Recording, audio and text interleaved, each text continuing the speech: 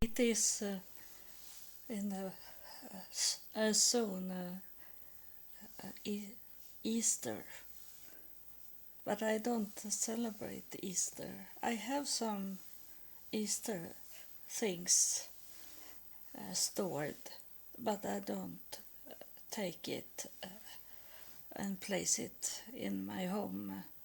I have celebrated Easter before when I didn't believe in God, and the whole. It's 2 or 3 years ago I stopped to celebrate Easter, but it is not wrong to celebrate Easter. You can celebrate whatever you want to, but most of these celebrating holidays are in religions tradition. But you can celebrate every day. There is always one celebrating day all over the world. Somewhere in the world is it a celebrating day. So you can celebrate 365 days if you want. You are not in prison. You can celebrate whatever you want to do, and not because it's a religion things. And you know that I am not in a religion, even if it can sound like that. But I have walked away from religions. I am not in prison. I'm a free person. So if I want to celebrate Easter, I do it. But I don't want to set up all these Easter things. I eat Easter food because it's cheap in that time. Those traditional food is on sale. Those around those holidays. So it be that I buy those food and eat, but it's not a celebrating, and I don't celebrate the cross. Jesus on the cross, that was a killing of Jesus. The cross is a murder weapon, and I don't celebrate murdering of people. I want all people to live, and so that's so wrong. And it was in Easter time in 2002 when I was living in Virginia Beach area. I was to a Methodist church, and they celebrate Easter, and it come to me a message from God when I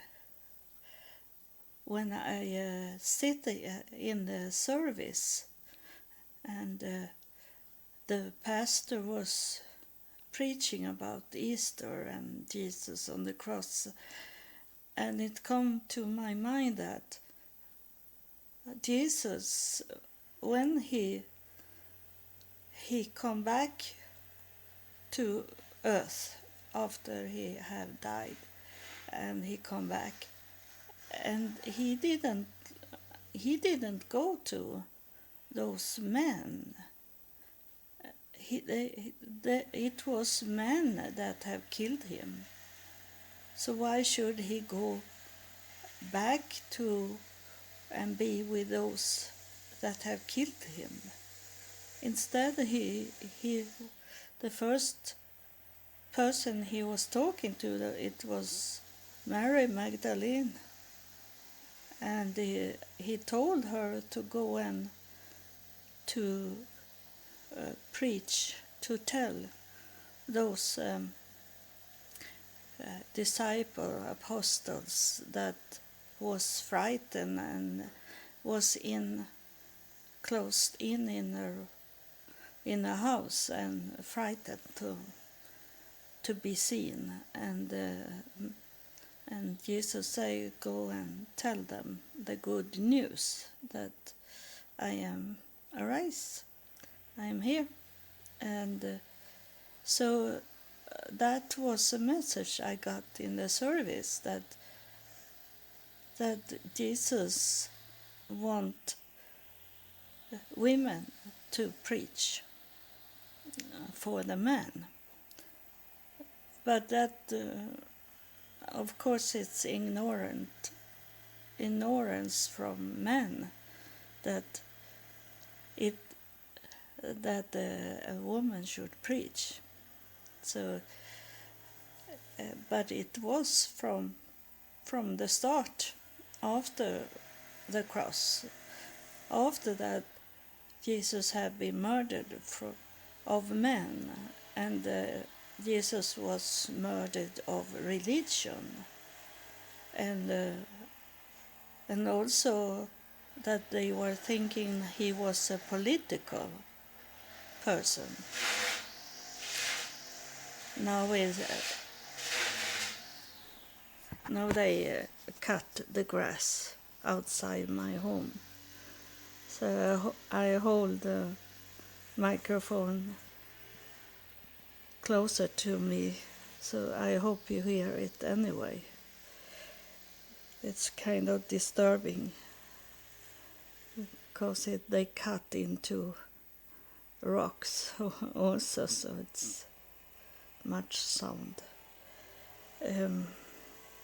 But that was a revelation I got already in 2002, that if Jesus doesn't care that he was killed of man, then he should go and find a man to talk to. But he chose Mary Magdalene, and he wanted her to see him first, because that what many of these scholar theology, they think that Mary Magdalene was Jesus' wife, and you know that I do my family tree, and when I am coming to closer to Jesus' time, follow the lineage of my mother is what I'm doing just now. This morning I have done it, and then it's only men. You can't find those women. It's some women I can find because they were queen and princess, so they were written up. It was in the books, but many times it's only the man I can follow, the man line, because women, it was not long ago, and it's still today, that women in many areas seems like lower in the society, much lower than men. I am not a feminist. This is facts, and you can find it in statistic, and you can find it in research, that women are treated as a lower person. Sometimes I'm wondering if they are lower than a dog. And in Islam, women is like dogs, and in Islam they don't like dogs, so there is. But I'm not into religion, but I like the tradition and cultures to know, and that's what it is. Women are like dogs in Islam, so that's why they are treated like they are. But then I have lived with Muslims, and I know that the women have the power inside the home, but outside they don't want to show it. They lie and say that. So those in media that doesn't know anything, many of them is kind of stupid. They don't. They want to write it like the women are very low in Islam, but it's only outside. It's not inside. But they don't know what's going on inside the Muslim home.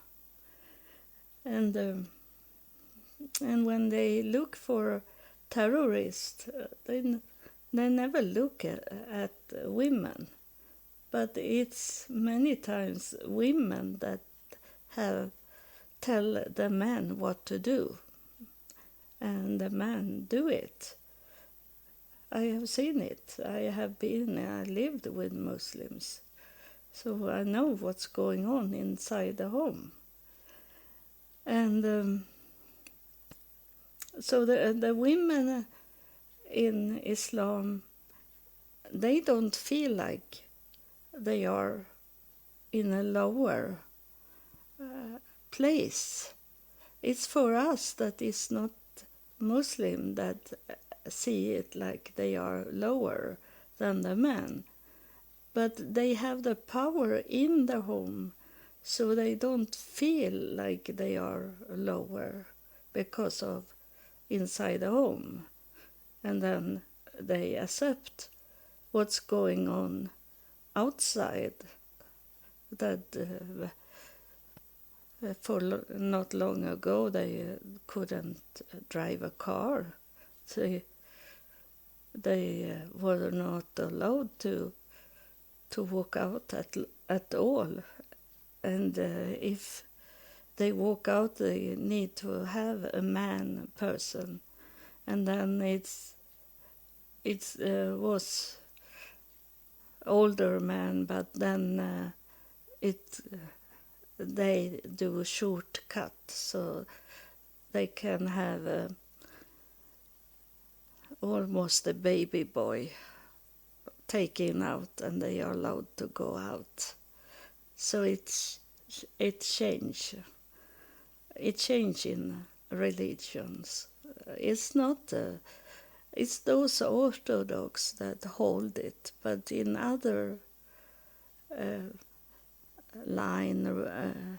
pathways in religions, it changed. And I think that sometimes it's too much change to be like the world, so you can't see the difference between to be inside the church or be inside a bar or a club. It's not much change between. It should be divided. The church should be divided from the world, but it isn't today. It's only those Orthodox, and when we look at those Orthodox, they are so far away from today, what we are today. So it's be so extremely way they do for us. So it's very big gap between Orthodox and what's going on today in the churches, in the mosque or in the synagogue, and they have light it up too much. As I think, that's my thought about it, and that's why people are not in religion and are not into being some religious buildings, because they don't see the different. It should be a different, but not like today. It's a big gap between Orthodox and today's religion. It's something between there. It should have been, but it isn't in many places. I don't say like it is everywhere. I am talking about some of them. And so it was something, other things I should talk about today. But and it was about jealousy, to envy, and to what is jealousy, envy? That is a sin, but it belongs to a bigger sin, because that is kind of greed also. That if someone have what you think is nice things, you want it also, and that is kind of greed. So it's very much a sin to envy. I can go there sometimes, but I am very fast to change my thinking that I should not envy anything. And it's very much today for me, because I do my family tree upon what the DNA have shown me. And I have done 2 DNA tests. One was this with DNA from my both parents. And then it showed that I was 25% Jewish. Then I'd be curious if I was Jewish on my mother's side, because she looked like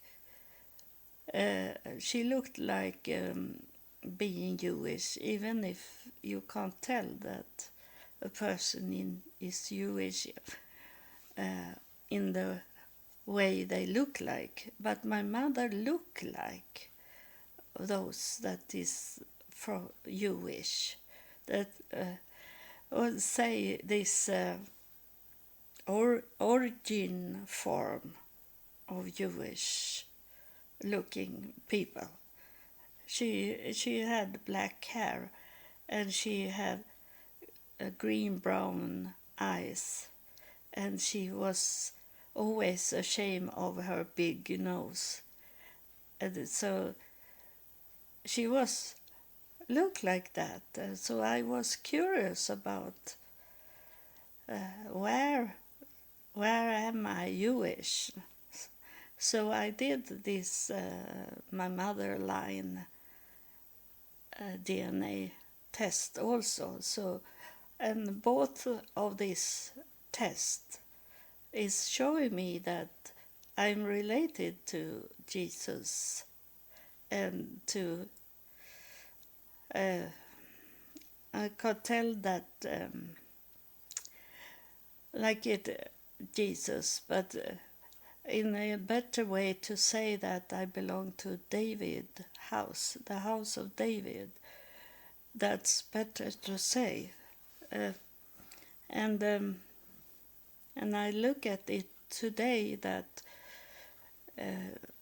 how those lines, how they started, the human race started in Ethiopia in Africa, and from there they have done research on the DNA and find some lines going from A to W, zeta groups, and I saw that on the map today that my mother's line is going from Ethiopia up to Israel, and then is going over to there along the coastline and up to France. And I know my father's line is going to Turkey, and I saw that there was a line that was going. It's very much a point there, a center in Turkey, the country Turkey, that is not a bad a country that is like a stop there, because it was the Ice Age. This I'm talking about 16,000 years ago, long before for Jesus' time, and how they could trace it, and some lines never touch Israel. And it's very interesting to see it, because that's to understand how people are. Not all people, but where they are coming from. I'm talking about to find the source of what you hear and see. It's very important. And I understand when I see this, how they were walking. They walk and move, and some that is more fighting nations, more to war. They have not coming from Israel. They are going from Ethiopia and immediately go to Afghanistan and those countries, and they have this fighting spirit, war, that warriors in maybe a wrong way, but that's interesting to see that it's fit in what's going on, because like we in Europe, we don't want to have war. We don't want it. There is crazy people that start war everywhere, but in in the Arabic country, it seems like they enjoy to kill, and they going around and have a gun, have a rifle, and they shoot up in the air, like they enjoy this. And for me, living in Europe, it's sad to see that what's have happened in United States also, that many people love weapons. They see it like their God to have those weapons. And I tell you, when I was married in Texas, we had 4 weapons in our home, and I had one gun, and I had that under my mattress in my bed in case someone should come in. I have a weapon when I was in Texas, but I should never wanted to have it here in Sweden, because I know now as a military educated that a weapon can be taken away from you. If you hold the gun to a person, that person can, if he or she is very quick, take that gun from you and kill you instead. So if they have a knife and go and not that attack that coming surprise, but if they threat you with a knife, and you can take that very quick from them, the knife, if you're lucky, and then that knife can go into that person's body, because you do it to defend you and scared. So I say that the best weapon you can have, that is your brain. Your brain. I have not had any weapon when I was in United States, when I was homeless. I didn't have, and I had people threaten me, and I was very close to be killed. But there was many times, not only that I got help from God to escape, but I also escaped because my brain was working. So I could talk out from situation. I could tell them another option. One time when it was here in Sweden, I was engaged with a man that was crazy, and he come with a knife, and he placed the knife on my throat and say that he should kill me if I don't agree that I had stolen from him. But I had not stolen from him. It was about his bank card, the credit card. He loved to buy things on his credit card, and then he wanted me to pay for what he had bought on his credit card. So that's what he wanted. He wanted money from me. And he said, you should go to the police and turn you in, he said to me. And I say to him, okay, I'm going to call the police, I say, and have this knife on my throat when it was that I dialed the number to the police. And when I start to talk to the police, he dropped the knife. And I was talking, and the police say I should come down to the police station next day.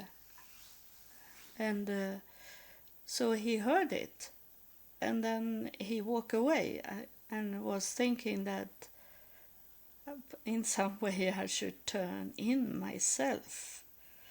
So that's weapon I had was my brain.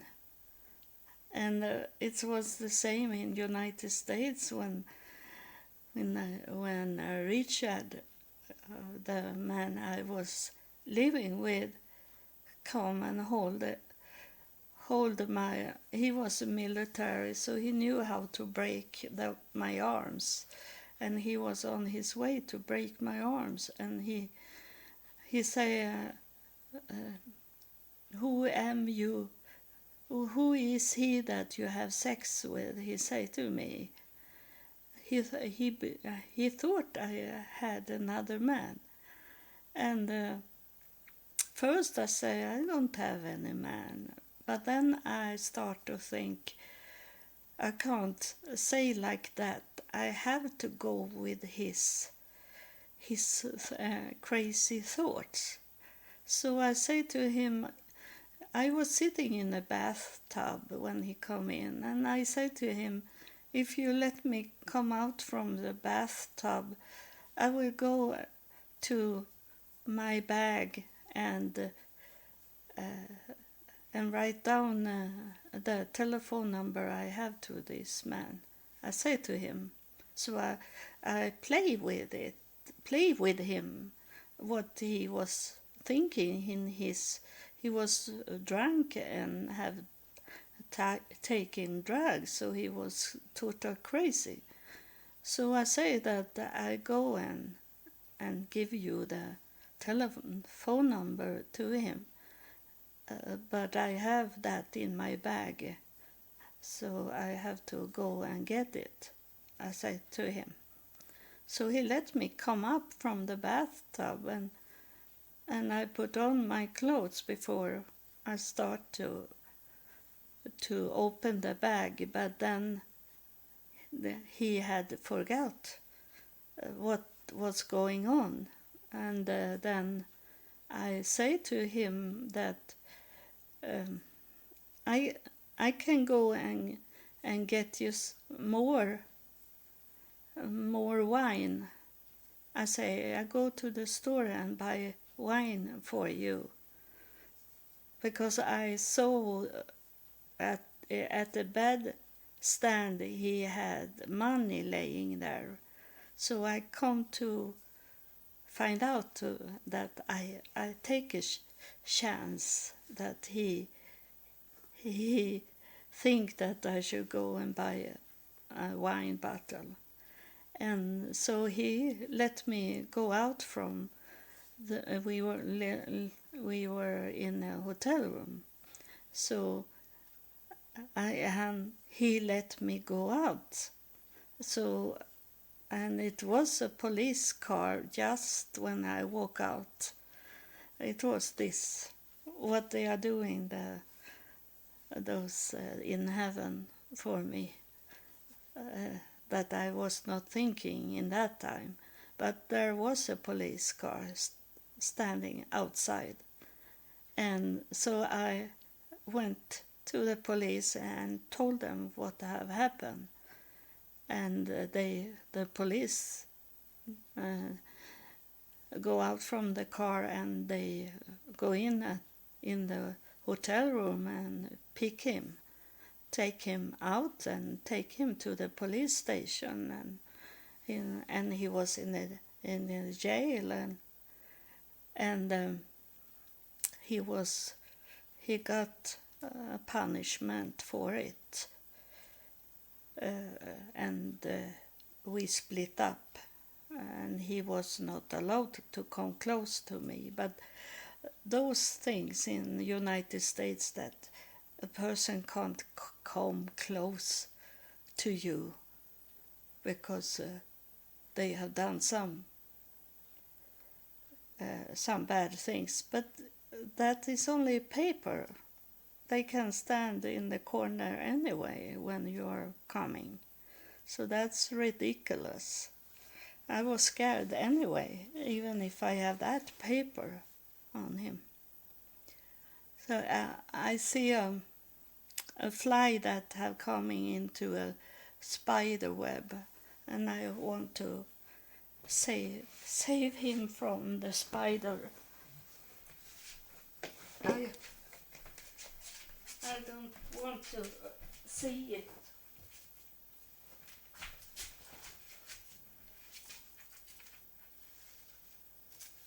So I broke the web so he could fly again in my window. I try to help every living, even a fly. And now he's there again, so I open the door to the outside so he can fly out. So.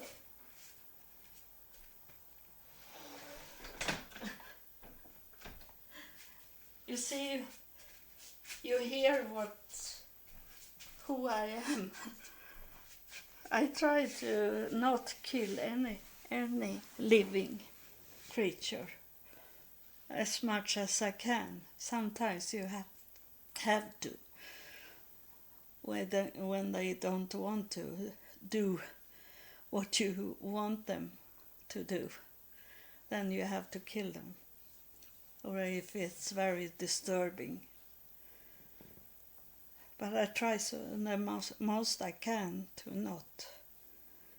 And I pick up flowers that is laying on the ground that people have throwing away, and I see it's still live in them.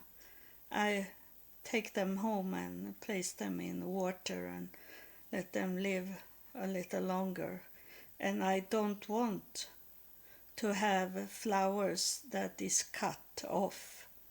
When I want some flowers for something, I want it in a pot, that they are in the soil with the roots, not cut off.